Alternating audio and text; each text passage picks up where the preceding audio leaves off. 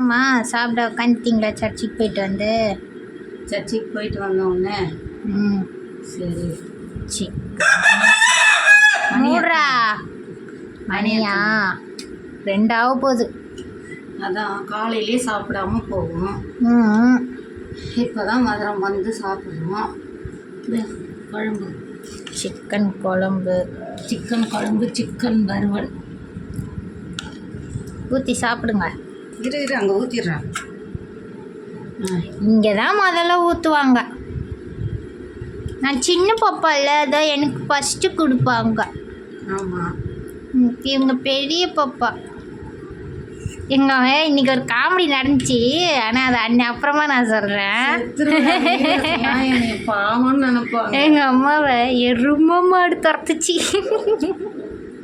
எருமை மாடு துரத்துது விவசாயம். நான் கட்டிக்கிட்டு விட்டுறேன். அதுவும் 1 வயசு குழந்தை எருமை மாடு. அதுக்கு இவ சிரிச்சுக்கிட்டு இருக்கிறா. பாய்ங்க எல்லாரும் ஐயோ ஐயோ ஐயோங்கிறாங்க. இவன் மட்டும் சிரிக்கிறா. என்ன பண்ணலாம்? சொல்லுங்க. சாப்பிடுங்க எடுத்து அசிங்கம் பண்ணுங்கிறாங்க. சாப்பிடுங்க. விவஸ் மணி 2 காலையிலேருந்து சாப்பிடணும். இப்போதான் சாப்பிடணும். ஆமாம், ஏன்னா சர்ச்சுக்கு போயிட்டு வரணும்ல, லேட் ஆயிடும். பாய் சொல்கிறா.